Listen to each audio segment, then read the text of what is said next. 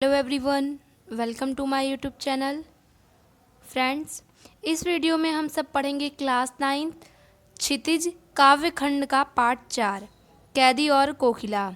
ये कैदी और कोकिला कविता माखनलाल चतुर्वेदी द्वारा लिखी गई है। माखनलाल चतुर्वेदी का जन्म मध्य प्रदेश के होशंगाबाद जिले के बाबई गांव में सन 1889 में हुआ था। ये ज़्यादा देश को स्वतंत्र कराने के चक्कर में इन्होंने कई बार जेल इन्हें जाना पड़ा और उस जेल की क्या दुर्दशा थी, ब्रिटिश सरकार इनके साथ कौन कौन सा व्यवहार करती थी, वो इस कविता में प्रकट किए हैं। ये देश को स्वतंत्र करना चाहते थे, लेकिन ब्रिटिश सरकार इन लोगों को बार बार इन लोगों की आवाज़ दबाने के लिए जेल में भेज देती थी। तो जेल में जाने के बाद जेल के अंदर की जो पीड़ा थी, दुख था, वो इन्होंने इस पोयम में, इस कविता में व्यक्त किया है।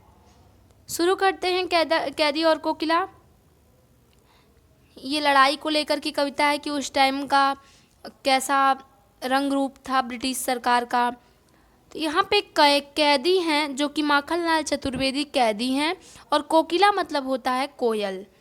यानी माखनलाल चतुर्वेदी जब जेल में बंद थे तो एक कोयल से वो अपनी दुख सुना रहे हैं। तब देखते हैं हम लोग क्या सुना रहे हैं कि क्या गाती हो, क्यों रह जाती हो, कोकिल बोलो तो क्या लाती हो, संदेशा किसका है कोकिल बोलो तो। कवि कह रहे हैं, कवि एक कैदी के रूप में जेल में बंद है। अंग्रेज के शासन के दौरान की ये बात है कि कवि बंद है जेल में और एक कोयल आ जाती है कि इनके कमरे के रोशनदान में, यानी खिड़की पे बैठ जाती है और आवाज़ निकालती है। तो कवि पूछते हैं कि क्या गा रही हो, पूरा गाओ, तुम चुप क्यों रह जा रही हो, कोयल मुझे बताओ, तुम क्या लाई हो, कोई संदेशा है, कोई समाचार हो तो बताओ, कोकिल चुप मत हो, कोयल तुम बोलो, पूरी बात बोलो, क्या कहना चाहती हो। ये कवि जेल में बैठे बैठे कोयल से कह रहे हैं। ऊंची काली दीवारों के घेरे में, डाकू चोरों बटमारों के डेरे में, जीने को देते नहीं पेट भर खाना, मरने भी देते नहीं तड़प कर रह जाना, जीवन पर दब दिन रात कड़ा पहरा है, शासन है या तम का प्रभाव गहरा है, हिमकर निराश कर चंद्रमा रात भी काली, इस समय काली मामई जगी क्यों आली। इसका आज हम अब उत्तर देखते हैं। कवि कह रहे हैं कि ऊंची काली दीवारों के घेरे में, डाकू चोरों बटमारों के डेरे में, अर्थात कवि कह रहे हैं कि इस जेल की तो दीवारें हैं बहुत काली काली, बहुत ऊंची ऊंची हैं, मुझे देख के डर लग रहा है। इस जेल की दीवारें बहुत लंबी लंबी बड़ी बड़ी हैं, जहाँ चोर डाकू, बटमारों का मतलब होता है जो सब पॉकेट मारते हैं, पॉकेट से चोरी कर लेते हैं, ऐसे पॉकेट मार के डेरे में मुझे रखा गया है। यानी कवि कह रहे हैं कि मैं इतना सीधा साधा साहित्यकार हूँ, कविता लिखता हूँ, मुझे इस चोरों के बीच में रखा गया है।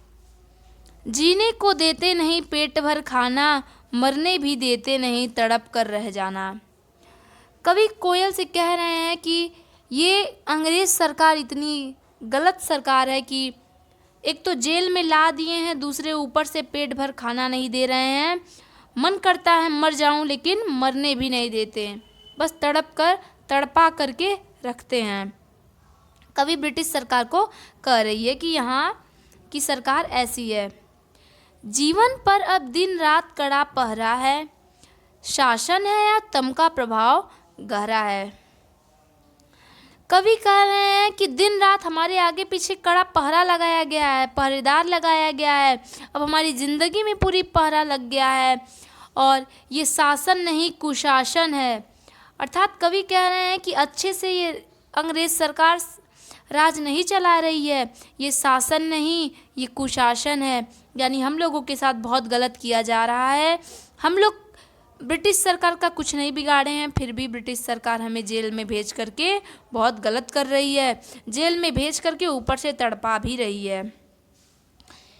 हिमकर निराश कर चला रात भी काली, इस चंद समय काली माँ मई जगी क्यों आली। हिमकर मतलब होता है दोस्तों चंद्रमा। रात का समय है, कोयल भी आई है, रात जा रही है, तो कवि कह रहे हैं कि चंद्रमा निराश कर चला रात भी काली। कवि कह रहे हैं कि चंद्रमा भी मुझे निराश करके चला गया, कोई बात नहीं बताया, चंद्रमा आया और अपने टाइम से चला गया। इस इतनी भयानी काली रात में तुम क्यों जग रही हो। कवि कह रहे हैं कि हे कोयल, तुम्हें तो सो जाना चाहिए। आली मतलब होता है सखी, सखी दोस्त यार, ठीक है। तो वो कह रहे हैं कि कवि की हे सखी, तुम इतनी रात को क्यों जगी हो, चंद्रमा भी मुझे निराश करके चला गया, अब तुम भी चले जाओ, सो जाओ। आगे है कि क्यों हुक पड़ी वेदना बोझ वाली सी, कोकिल बोलो तो क्या लूटा। कवि कह रहे हैं कि हे कोयल, तुम हुक हुक कर रह क्यों जा रही हो, यानी आधी आधी बात बोल कर के, आधा बोल कर के चुप क्यों हो जा रही हो। तुम्हें किसी ने कष्ट पहुंचाया है क्या, तो बोलो तुम्हारा भी कुछ लूट गया क्या।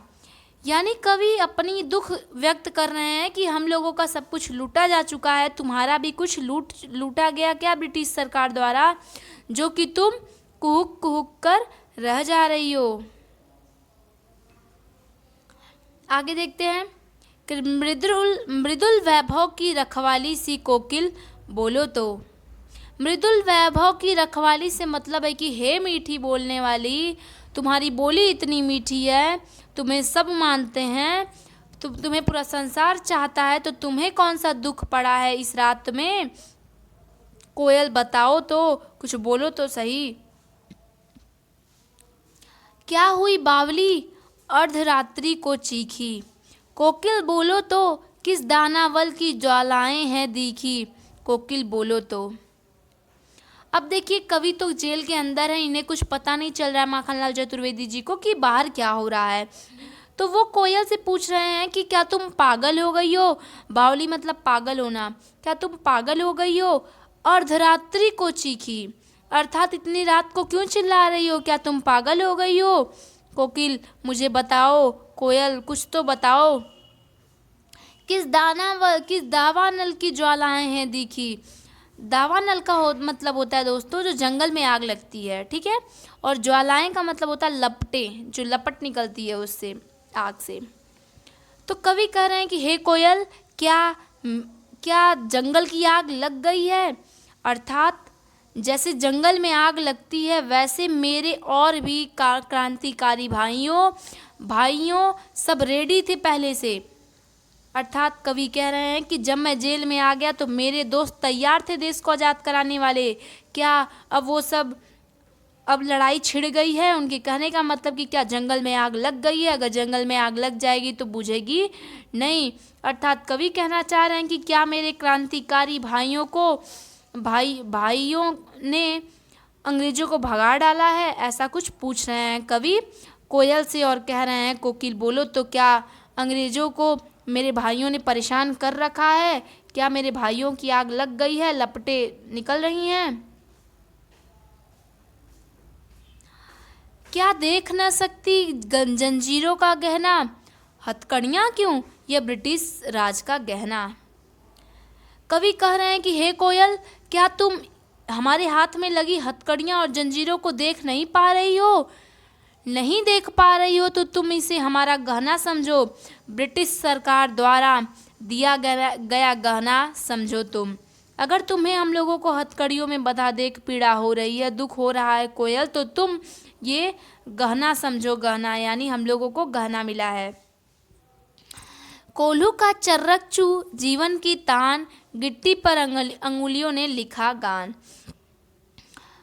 कवि कह रहे हैं कि जो कोल्हू से जो तेल निकालते हैं उसकी जो चर्रक चू आवाज़ रहती है, मतलब कोई भी काम करते हैं तो आवाज़ आती है, तो ये लोग जब कोल्हू का काम करते हैं, जेल में बंद करके इन लोगों से काम भी कराया जाता है, तो कह रहे हैं कि कोल्हू का जो चर्रक चू आवाज़ आती है वो अब हमारे जीवन के लिए गीत बन गई है। गीत हमें रोज़ सुनते सुनते आदत हो गई है, और बड़े बड़े पत्थरों को तोड़कर हम गिट्टी बनाते चले जा रहे हैं। इसका मतलब कि हम अपने देश का राष्ट्रगान लिख रहे हैं, ठीक है, हम अपने देश के लिए कुछ अच्छा लिख रहे हैं, पत्थर को गिट्टी बना के कर रहे हैं। तो यानी देखिए माखनलाल चतुर्वेदी को इतना पीड़ा दी जा रही है, फिर भी ये कह रहे हैं कि चर्रकचू आवाज़ मेरे लिए गीत बन गई है, ये ब्रिटिश सरकार का गहना दिया गया है, हमें भारत माता के नाम पे ये गहना मिला है।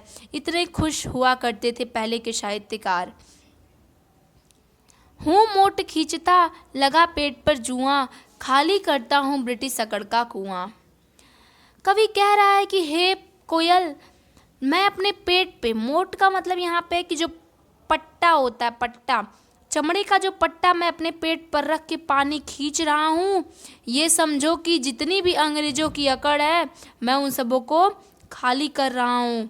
अर्थात कवि कहना चाहते हैं कि जैसे जैसे मैं कुआं का पानी निकाल रहा हूँ वैसे वैसे ब्रिटिश की अकड़ समझो मैं निकाल रहा हूँ। दिन में करुणा क्यों जागे रुलाने वाली, इसलिए रात में गजब ढा रही आली। कवि कह रहे हैं हे सखी, आली का मतलब सखी होता है, कि हे सखी दिन भर हम लोग इतना खटते हैं, इतना काम करते हैं कि तुम हम लोगों को आकर के कोई बात नहीं बताती हो बाहर की, कि हम लोगों को और दुख होगा, इसीलिए तुम रात को आई हो क्या। इस शांत समय में अंधकार के भेद रो रही क्यों हो, कोकिल बोलो तो। कवि कह रहे हैं कि इतने शांत समय में, इतनी रात को, इतनी अंधकार में तुम क्यों रो रही हो, कुछ कहना चाहती हो तो कोकिल बोलो। चुपचाप मधुर विद्रोह बीज इस भांति बो रही क्यों हो, कोकिल बोलो तो। कवि कह रहे हैं कितनी मीठी सी बोली लेकर के तुम इतना क्यों रो रही हो, इतनी रात में क्या करने के लिए रो रही हो, तुम्हें कुछ हुआ है या फिर कोई बाहर का संदेशा है, कोकिल मुझे बताओ तो। अच्छा, ये जो पैराग्राफ है दोस्तों, इसमें हम लोग क्या कर रहे हैं कि कवि जो है जेल के वातावरण के बारे में बताए हैं। शुरू करते हैं। कवि कह रहे हैं कि काली तू रजनी भी काली, शासन की करनी भी काली, काली लहर कल्पना काली, मेरे काल कोठरी काली, टोपी काली कमली काली, मेरी लो श्रृंखला काली, पहरे की हिंकृति भी ब्याली, तिस पर है गाली ए आली। कवि कह रहे हैं कि कोयल तू भी तो रंग में काली है, रात भी इस समय काली है, शासन भी काला है, यानी कि अंग्रेज इतना बुरा कर रहे हैं कि वो भी गलत काम यानी काला काम कर रहे हैं।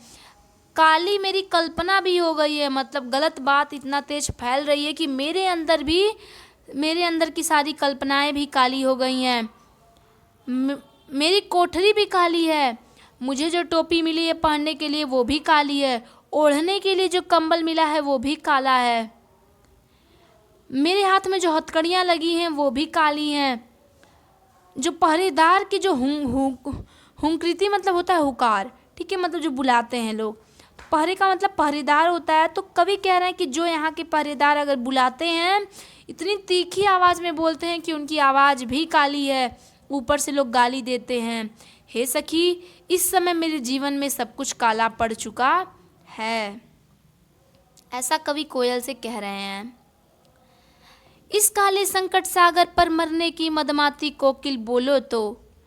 कवि कह रहे हैं कि इस काले संकट सागर में, यानी पूरी दुनिया मेरी काली पड़ चुकी है, इस काली दुनिया में तुम क्या कहना चाहती हो, कोकिल बोलो तो। हे कोयल कुछ बोलो तो सही, अपने चमकीलों गीतों को क्यों कर हो तैराती, कोकिल बोलो तो।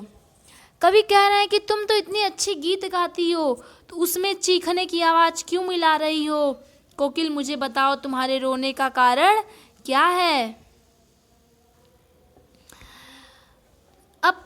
अब कवि इस पैराग्राफ में ऐसा लग रहा है कि अपनी ज़िंदगी से उब चुके हैं। देखिए क्या कह रहे हैं कवि कोयल से कि तुझे मिली हरियाली डाली, मुझे नसीब कोठरी काली, तेरा नभचर में संचार मेरा 10 फुट का संसार, इस गीत कुहावे वाह रोना भी है मुझे गुनाह, देख विषमता तेरी मेरी बजा रही तिस पर रणभेरी। कवि कह रहे हैं कि हे कोयल, तुमको तो रहने के लिए हरी डाली मिली है, मुझे तो काली कोठरी ही नसीब है, तुम्हें उड़ने के लिए पूरा आसमान खाली है, मेरा संसार तो ये 10 फुट का जेल है, यानी इस जेल में रह रहा हूँ तो मेरी यही 10 फुट की जेल है, यही मेरा संसार है। तुम गीत गाती हो तो लोग वाह वाह करते हैं, यानी कि ये तेरे गीत कहावे वाह।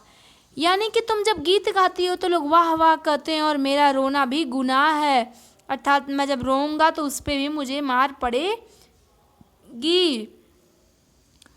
कवि कह रहे हैं कि देख विषमता तेरी मेरी, अपने और मेरे बीच का अंतर देखो, उस पे भी तुम रो रही हो। कोकिल इसका कारण क्या है, तुम बोलो तो।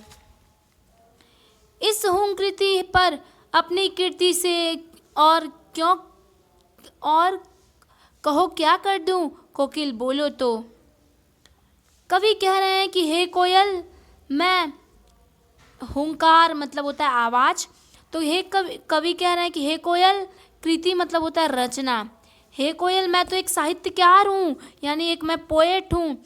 मैं अपनी रचना के अलावा और ऐसा क्या करूँ जिससे कि मेरा देश आज़ाद हो जाए। मैं कौन सी ऐसी आवाज़ उठाऊँ जिससे मेरे देश आज़ाद हो जाए। हे कोयल, कुछ तो बोलो। आगे है मोहन के व्रत पर प्राणों का आशव किसमें भर दूं, कोकिल बोलो तो। कवि कह रहे हैं हे कोयल, मोहन मतलब होता है मोहनदास करमचंद गांधी। यहाँ पे इस मोहन का मतलब यही है, यानी गांधी जी, महात्मा गांधी को कहा जा रहा है। कि कवि कह रहे हैं हे कोयल, महात्मा गांधी जी ने व्रत रखा है कि मैं अपने देश को आज़ाद करवाऊंगा। उनकी सहायता करने के लिए मैं प्राण का भी आसन लगा दूं, यानी मैं प्राण को भी दे सकता हूँ। कोयल मैं क्या करूँ, तुम बोलो तो। दोस्तों, ये कविता बहुत ही अच्छी थी, मुझे लगता है आपको कविता पसंद आई होगी, क्योंकि ये कविता उस समय की है जिस समय हमारा देश आज़ाद नहीं हुआ था। ये बहुत ही फेमस कविता है, आप इसे अच्छे से पढ़िए और इससे बहुत सारी सीख मिल रही है आपको, आप उसे समझिए। और मिलेंगे हम लोग नेक्स्ट वीडियो में। ये चैप्टर आई होप बहुत अच्छा लगा होगा। इसमें पूरा कितना गुनाह किए थे, कितना अत्याचार किए थे ब्रिटिश सरकार, ये सब दिखाया गया है। तो अब मिलते हैं नेक्स्ट वीडियो में। Bye friends.